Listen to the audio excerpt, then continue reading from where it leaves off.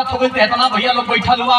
भगवान श्री कृष्ण अर्जुन के कहना की पास छिपे रहना, क्योंकि कर्ण सामने है, मारेगा जरूर, आप ही की तलाश में है। भगवान लुकवावत हमन, लेकिन कर्ण एगो बोली बोलत को बिरहा में कवाली का टुकड़ा बमाते। अंशिका पापा का नाम हमारे राजेश भैया की सुपुत्री अंशिका बिटिया, हरपुर हम जाना थे वो। अंशिका बिटिया की तरफ से पुरस्कार आयल बा, शानदार 100 रुपया कोट कोट प्रणाम, सब बहन के प्रणाम पहुंचे। देखबा आमने सामने अर्जुन और कर्ण वाला ललकारत बकरत तरी बिरहा में हमारे गुरुजी विजयलाल गुरुजी के गुरुजी स्वर्गीय रामदेव गुरुजी ई कव्वाली अपने जवानी के आलम में गा के चल गइलन। तू गा के चल जा। कहाँ है बेटा? बिहार। हां आवाज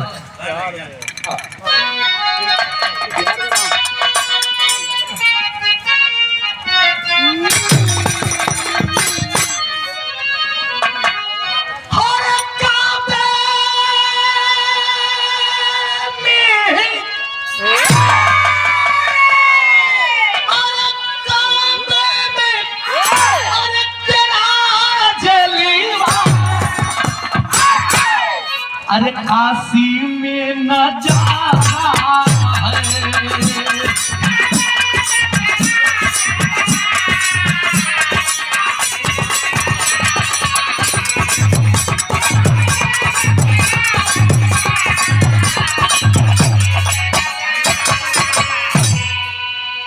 बाबू लोग बैठल हुआ कवि जी। अर्जुन भगवान का बात सुन के लुकाई हो, लेकिन कर्ण जलस की भगवान जब तक हम तब तक निकले ना दे, बात का चलाई तो व्यर्थ हो जाई। ये बोलिए जो हम नहीं बोलो आते हैं मास्टर।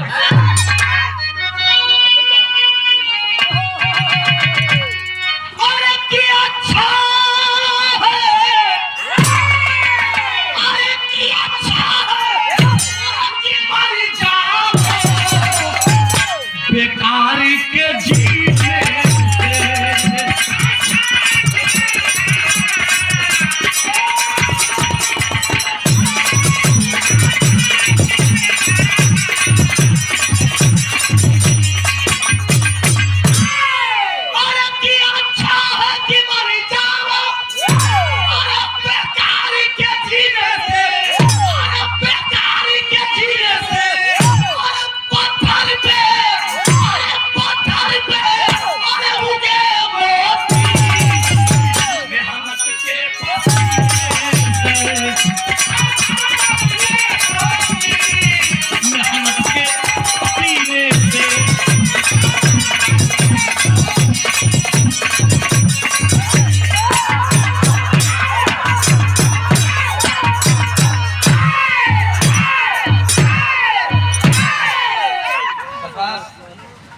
ए भैया कोनो बहुत तैयारी बढ़िया बनीले हो जा,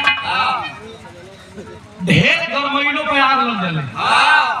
ये घरी आग साग बचा के रवीना हमारे गाँव में 5 घर गणेरी हुआ पाल बिरादरी कर आग लग गई परसों दिन में 5 गो भेड़ में मर गई कवि जी, 5 गो भेड़ मर गई सा। बयान भेल पता चलल तो हमारे गाँव आदमी गई ना, अरे भैया बताओ तो आगे का हाल खत्म हो गई, बताओ आगे का हाल खत्म हो गई। दोपहरिया तक आदमी संतावना देते हैं कि बताओ अजय संझिया भाई आदमी कहा मरे का तो भेड़िया मरे गई सा, अभी तक गर्मे बाड़ी सा लिया के नमक मिर्चा लगा के आदमी लगा खींचे। अब बतावा बड़ा टेंशन भइल, और रात भीतर खा पी कर सुतना तिले बिहान भेल 5 भेड़िया मिल गई सब। चोर चोरा के दूसरा का दाम ले के सब 5 भेड़िया मिल गई सब। पता चला कि 5 को खोलावा कुकुर ओई में डर गए सब। भेड़िया के जगह पे कुकुर एक खा गए। ढेर गरम मत पकड़ लो अल्लाह। ए भैया और रात बीतल 5 पांडव शंका में डूबा तो विराट पड़ब हई कलम मराई कि ना मराई। भगवान श्री कृष्ण निष्कर्ष निकलन आदेश भैया 5 पांडवों के जब वनवास भइल कोई 5 पांडवों में भीम का शादी वनवास समय हिडिंबा नाव का राक्षसिन से भइल। कोई हिडिंबा के लड़का का नाम रहा घटोत्कच। कोई घटोत्कच के बुलावल गई तो पांचों पांडव में अर्जुन देखा बतावे लगन कही देखा तो और चच्चा हूँ, अरे तो और बड़का बाबू हूँ, अरे तो और कक्का हूँ। हाँ के बतावे लगन पूरा घटोत्कच कलश के सुना तो हम लोगों से हम मिले ना आए, हम मिले आए नहीं अपने भाई अभिमन्यु से। एक कवि जी अभिमन्यु मार गिरा, अब तो सबकर पैर के नीचे के लगे, पैर के नीचे का जमीन खसके लागल कि अभिमन्यु से मिले के कहत बा। अभिमन्यु गइल बा मार। अर्जुन जी कहना कि अभिमन्यु से मिलबा बेटा, हम मिलावत हई का ना बिरहा में तरज लगत बा।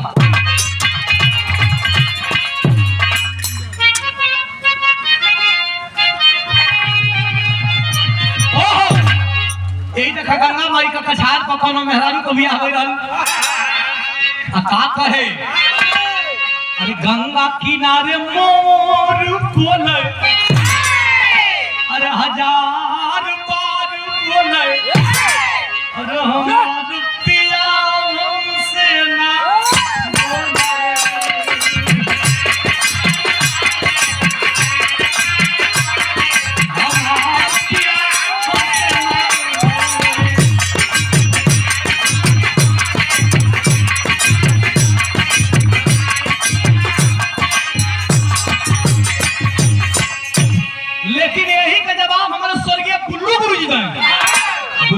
करिहाई पहान के धीरे से कहा कि सांवरिया, अरे मोर राम धीरे से बुढ़ऊ कहा कहा गंगा जी कतन नहैबा, अरे गंगा जी कतन नहैबा मातर के अंगा पैबा।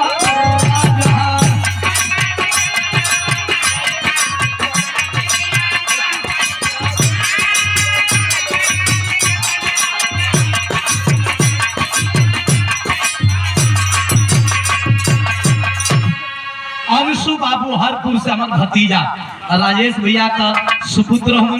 हरपुर की धरती से 100 रुपया दिले बनी, कोट कोट प्रणाम बा, सब बहन के प्रणाम, पूरा परिवार आइले ना। वाह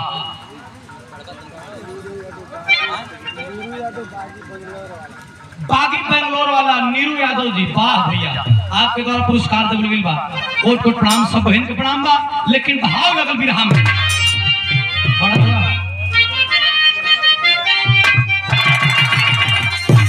अर्जुन बतावे, अरे धोखावा से मरले मुदैया,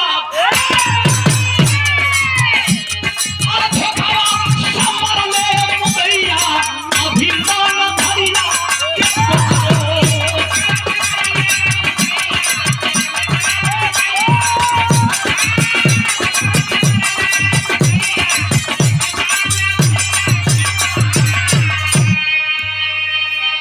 बोले घटोत्कच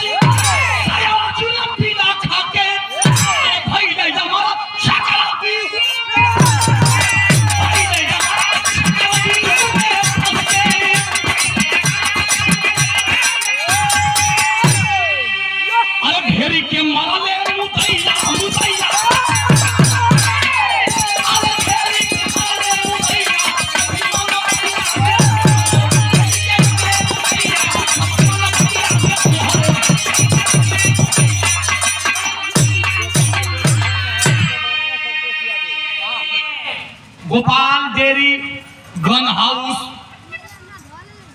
संतोष यादव जी जमानिया, वाह हमरे आदमी भैया जी की तरफ से कई पुरस्कार आई। कल सुना तो हर भाई अभिमन्यु मार गई। आप यहाँ बिरहा सीरियस हो गए कवि जी। घटोत्कच खोज सोचे कि हमारे बाबू का नाम भीम है। अब भीम के लोग कहला कि उनका बाह में 10,000 हाथी के बल है, कहो जे करे बाह में 10,000 हाथी के बल रही, उनका लड़का मार जाए उ सदहे ताती। झूठ तो लोग झूठ बोलत हुआ। अर्जुन बाबूजी लोग तोके कहला कि तोसे बड़ा धनुधर कोई ना है, तो अरे लड़का मार दे तो लाज ना लगा था। 1 घंटा खातिर हमें बुलाइले रहता, पूरा महाभारत के चकनाचूर करके अपन भाई के जान बचा के विजय श्री की माला पहने की गुस्सा में कहा कहे तनी उस्ताद लोगन को छवि आओ यहाँ।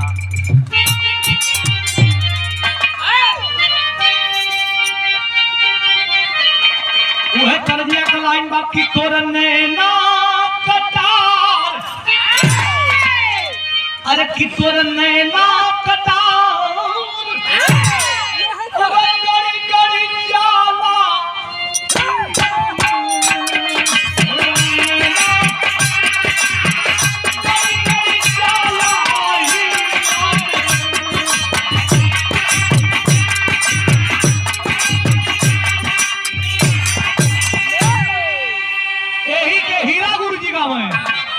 कि बुढ़ावा बेईमान बुढ़ावा बेईमान अरे मान करैली का देखा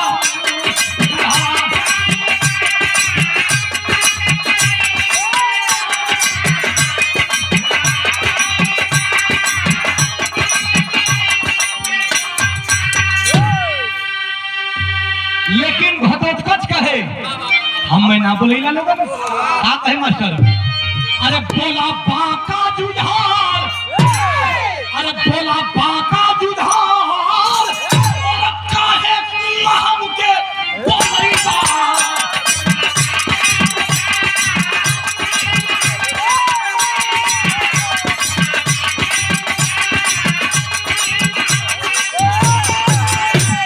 भगवान बना एक घटोत्कच तू नेता मत बना जे आइल बाबू जाही आ तोके तो बुलावल गेला कि तू राक्षस हुआ एक दिन लड़बा तो क्षत्रिय का गौरव प्राप्त हुई हाँ है मास्टर अरे कि क्षत्रिय न होती क्षत्रिय न होके अरे तू क्षत्रिय कहाई बा अरे जबकि समरिया अरे जबकि समरिया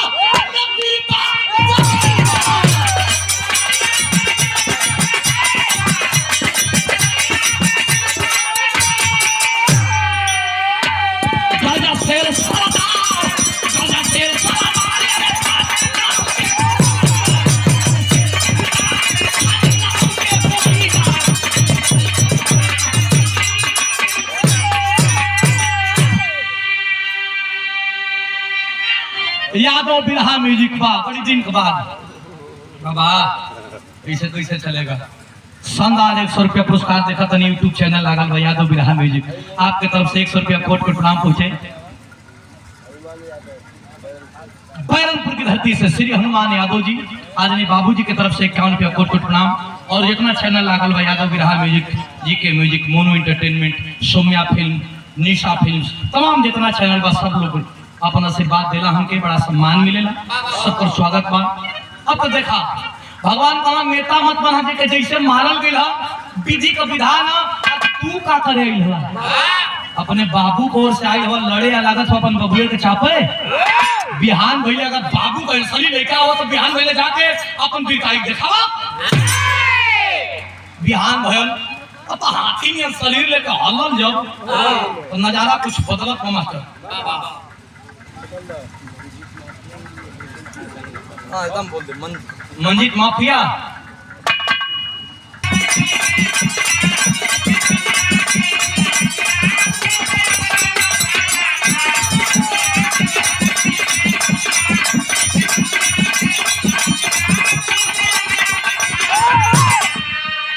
लेकिन चलल बा घटोत्कच लड़ाई के मैदान में तो और जैसे गर्जन लगा है गगनवा जैसे गर्जन लगा है गगनवा वैसे गर्जन लगा है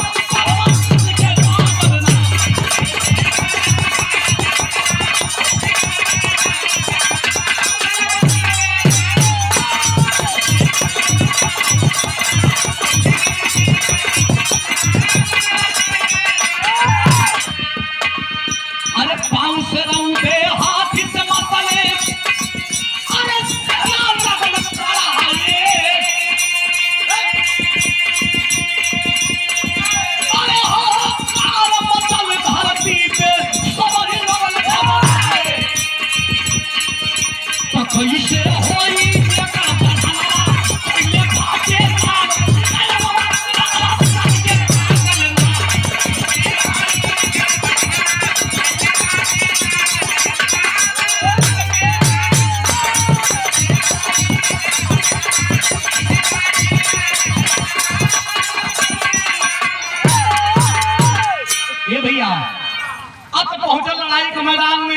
वो लड़का घटोत्कच खोजत खोजत पहुंचल के तरीके है कोई दुर्योधन के है।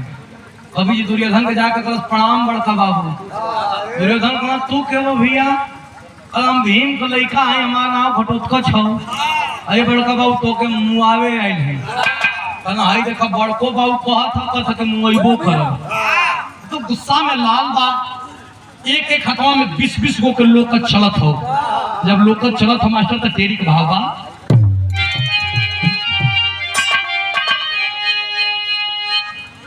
अरे लाशों की रण में ढेरी मच गई। अरे लाशों की रण में ढेरी मच गई। अरे गर्जे वीर घटोत्कच खैर नहीं है तेरी।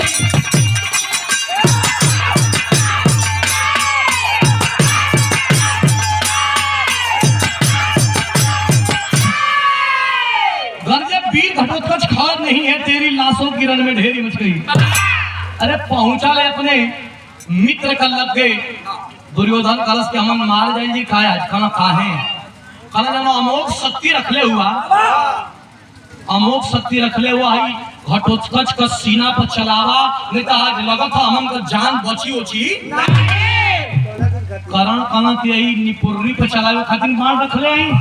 अरे हम तो रखले बनी अर्जुन के मारे खातिर कहना अर्जुन का मारे समन जियल जाई तब ना। अरे यहाँ नहीं अनावत का कहता ये बड़का बाबू तो के मुंह आवे आइल। अगर हमरा प्रति तुमको तुम्हारा संवेदना होई तब बाण चलाई बा। अब तो विवश कर दिया क्या करे। लांछन बहुत बड़ा होता है। लांछन लगा दिया कि अगर आज तीर बहन का ना चलेगा तो हमारा विश्वास बा कि तो हम पांचों पांडव से मिलल बड़ा। लांछन का तीर लगा दिलस। जब लांछन का तीर लगैले बा मास्टर नाक में आंसू भर के घटोत्कच के तरफ देख करके वो करण करता है क्या मास्टर? पपट का भाव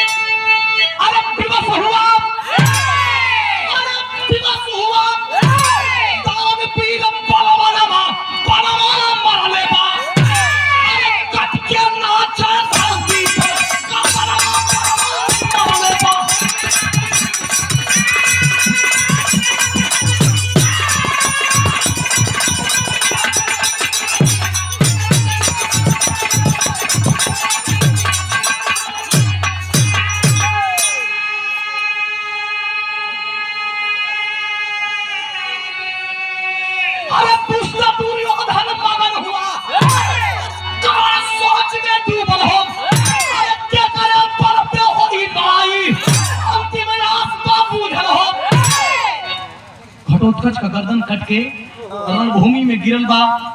दुर्योधन सोचता कि मार धली जा लेकिन कर्ण जान गई कि अमोघ का जाते कुछ होई पांडवन का पक्ष में लड़ाई जा रहा बा। तब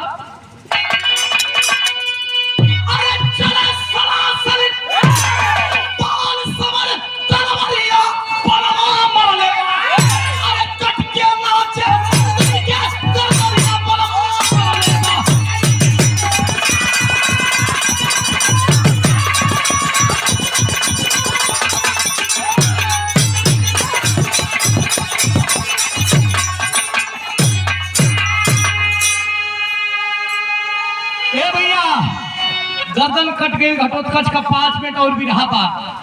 अगला दिन लड़ाई के मैदान में भगवान श्री कृष्ण अर्जुन के कहना अर्जुन के कहना के सुना आज अंतिम दिन और अंतिम रात बा।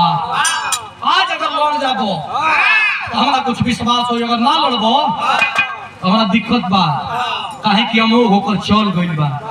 करण का अर्जुन का लड़ाई हो रहा बा। मास्टर साहब अलग भाव बा।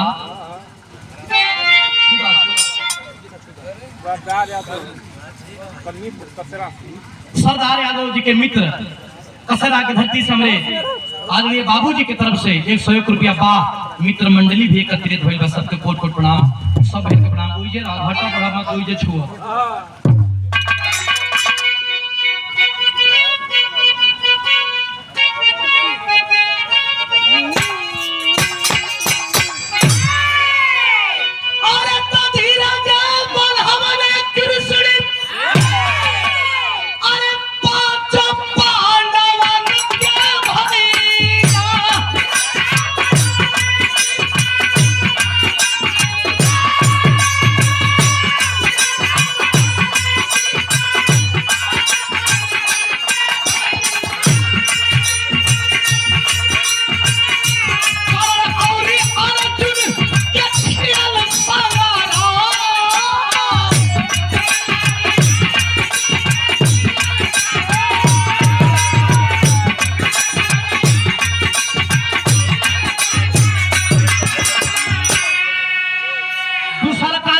लड़ाई होके लागल और एक तरफ से कर्ण और एक तरफ से अर्जुन। जब दोनों तरफ से बाण का बौछार हो रहा बा तब आदरणीय बाबूजी श्री ललन यादव जी बाबूजी सरैया के धरती से 100 रुपया पुरस्कार दिले बानी। कोट कोट प्रणाम, सब भैयन के प्रणाम पहुंचे। कैसे मास्टर? अरे कोई क्या बिगाड़ी वो करी, अरे बोला दुनिया में भाई।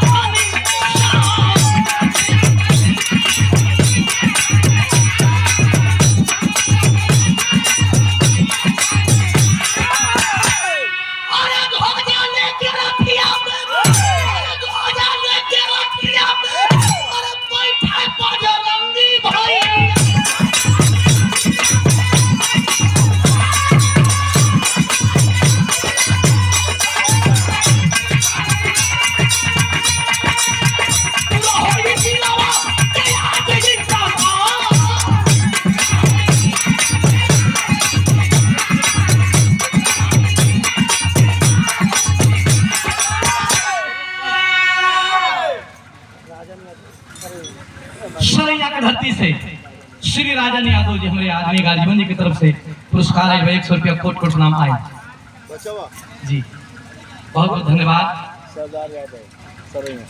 आदरणीय सरदार यादव जी सरैया की धरती से आदरणीय बाबू जी की तरफ से पुरस्कार है 100 रुपया। कोट कोट नाम, बहुत बहुत दिल से धन्यवाद। अब तो युद्ध खचाक हमन भाई, जब युद्ध एक तरफ से अर्जुन एक तरफ से कर्ण, जब समासम बाण चले लगा तब ना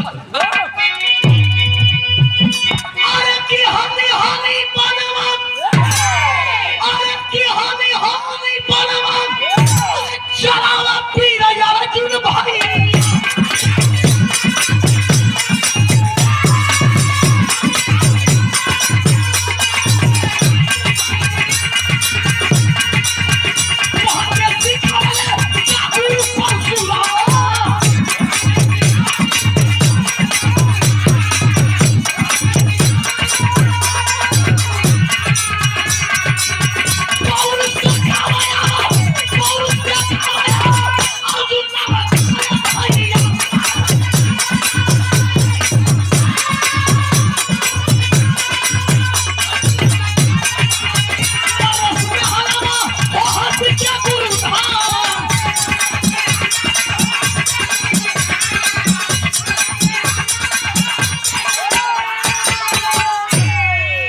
तीरिया चलावा करण के तो करण करत हवा 100 हाथ पीछे जा, अब करण जब तीर चलावे अर्जुन के तो अर्जुन करत हवा खाली 3 हाथ पीछे जा। जब 3 हाथ पीछे जा तो भगवान तब वो करण के कहा जियो, अरे जियो वीर जियो। अर्जुन सोचा कि 100 हाथ मर लिए तो को बेर ना कमा, और 3 हाथ पर ललकारत हूं, फिर मरना हो के करण के ओर तो करण करत 100 हाथ पीछे जात बा। करण गुस्सा के तीर चलावे तो अर्जुन करत 3 हाथ पीछे आवत बा। भगवान फिर कहले साबस वीर साबस। अर्जुन कहना कोनो गलती भइला का प्रभु, बैठल बा हमरे रथ पर ललकारत हुआ दुश्मन के, 100 हाथ मरली आप कुछ ना बोलला, 3 हाथ को बोलत हुआ। कहना ए अर्जुन कारण है तोरे रथ पर हम बैठल बानी, तीनों लोगों को भार लेकर के, तोरे झंडा पर तोरे ध्वजा पे वीर बलि बजरंग बैठल बाड़न, तब वो तुम्हारा रथ 3 हाथ पीछे जात है, हम ना रहती जा तब का होई। सुना उनके शराब बा करण के, करण का रथ का पहिया कीचड़ में फसल बा, और ये करण एक कंधा से जोर लगा रहल बड़न। तब तक भगवान श्री कृष्ण कहना कि तीर चलावा, अगर तीर बहन का ना चली बाप तो उसे मरैले के वो जीवन में मराई उड़ाई। जब इतनी बात हुआ तो लगल कि करण को उजे मिर्गी आ जाई, सॉरी अर्जुन के कहना रे बाप हमसे ना मराई, जब करण ना मराई तो जीता जी कैसे? भगवान तुरंते बाण चलावत है, कैसे बाण चलेगा मास्टर?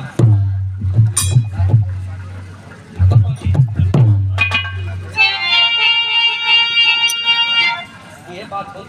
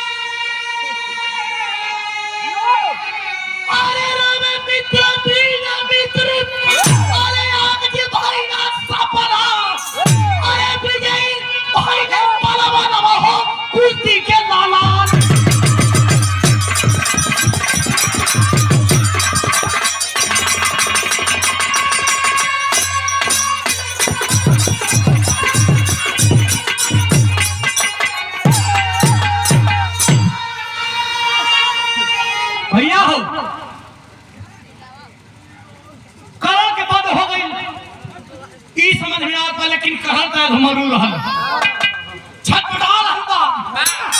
भगवान जब अर्जुन के मुखमंडल पर देखला तो अर्जुन का अहम हो गई। मार पुल बांधत वहां के ही ना मराई, ऐसे ना मराई, मार दनी वो लोटा था। भगवान देखला कि अर्जुन के घमंड हो गई, कहना अर्जुन तोहरा घमंड हो गई। तो सब वीर हूँ, तो से बिन वीर हा, तो से दान वीर हा।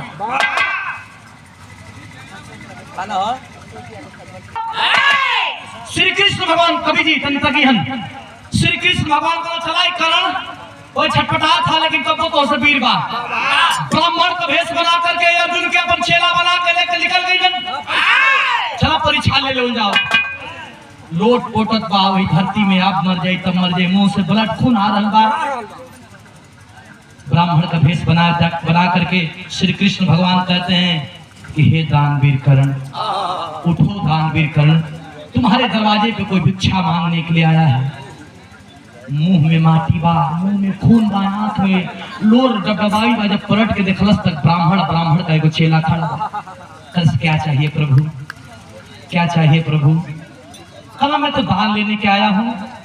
कर्ण कहता है कि इस रणभूमि में मैं चेत पड़ा हूँ, अब मर जाऊंगा तब मरूंगा, अब मर जाऊंगा तब मरूंगा, मेरे पास देने के लिए क्या है, मैं क्या दे सकता हूँ? कहना कि सुना है तुम्हारे पास एक सोने का दांत है, वही दांत दे दे। ब्राह्मण की बात सुन करके कर्ण कहता है कि क्या उस दांत से आपका पर्याप्त खर्चा चल जाएगा, आपकी इच्छा की पूर्ति हो जाएगी? कहना हो जाएगी। कर्ण कहता है कि एक पत्थर लाइए, मैं जिस पत्थर से मैं दांत को तोड़ करके आपको दान दे सकूं। आते हैं तो परीक्षा लेने ना। भगवान की बात को सुन करके, कर्ण की बात को सुन करके भगवान ब्राह्मण वेश में कहते हैं कि क्या रे कर्ण, तेरी गुलामी करने में आया हूँ, तुझे दान देना है तो दे, मैं घर जा रहा हूँ, तुम्हारे बेगारी करके तुझे पत्थर लाके तो मैं नहीं दूंगा। वाह रे कर्ण वाह, पेट के बल, घुटने के बल, केहनी के बल जा करके एक पत्थर ले करके दांत को तोड़ करके भगवान को देता है। लीजिए ब्राह्मण देवता, ले लीजिए ब्राह्मण देवता।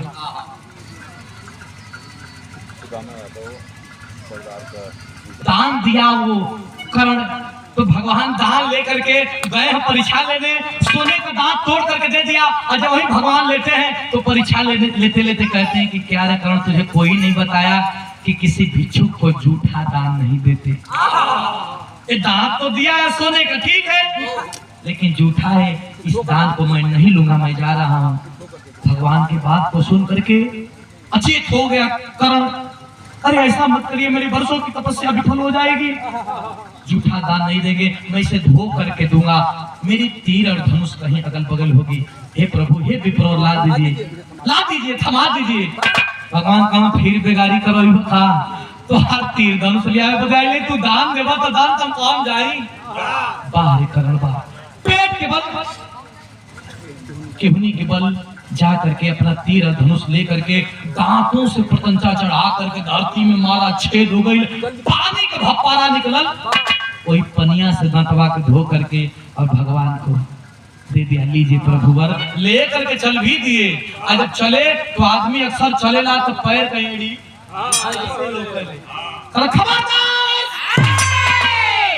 भिक्षुक नहीं हो सकते। जो ब्राह्मण होता है उसका तलवा मधुमैला होता है, एड़िया फटी रहती है, क्योंकि उसका रोज का काम भिक्षाटन करना है, भिक्षा लेना है।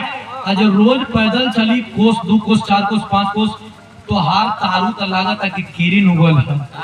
असली भेष में आवा प्रभु, असली भेष में के अल्लाह, असली भेष में आकर के भगवान श्री कृष्ण कहते हैं कि तुम्हारी भक्ति से मैं प्रसन्न हूँ, तुम्हारी भक्ति से मैं प्रसन्न हूँ, मांग ले रे कर्ण, मांग ले। कर्ण कहता है मरते वक्त तो आप किसी के जबान पे नहीं आते हैं, आप तो हमारे सामने हैं, मुझे कुछ नहीं चाहिए। कर्ण नहीं, तुम्हारी भक्ति से प्रसन्न हूँ, मांग ले कर्ण। प्रेरित करने लगे कवि जी, जब प्रेरित करने लगे तो कर्ण कहता है कि देना ही चाहते हैं तो मैं कुंवारी माँ का बेटा हूँ, हमारी चिता को, हमारी लाश को ऐसी जगह जलाया जाए जहाँ की धरती पवित्र हो, जहाँ कोई किसी भी प्रकार का घटना दुर्घटना नहीं हुआ हो। भगवान तथास्तु कह के तो चले गए, लेकिन जब मरल कर्ण तो लसिया लेके पूरा देश भर घूमे लगना, कहीं कुंवार जगह ही नहीं थी। अब तो बड़ा फिर हमें फरलन कैसे देहल बर पूरा करब। घूमत घूमत गुजरात का ताप्ती नदी के किनारे अलन। वही गुजरात का ताप्ती नदी के किनारे सुई के नोक भर कुंवार जमीन रहा। वही सुई के नोक भर जमीन में सुई गड़लन। सुई गाड़ के ओकरा ऊपर हाथ रखलन। हाथ के ऊपर चीता सजवैलन आ चीता के ऊपर करण का लाश रख के लाश के जरैलन। देहल वरदान के पूरा कैलन। बोलिए वृंदावन बिहारी लाल की। तब देहल वरदान पूरा कैलन। कैसे? गुरु बिहारी गुरुवेश गुरु राम ताल गुणकारी अरे स्वर्ग गए चंद्रिका कबीर अरे बच्चन जी बने पुजारी।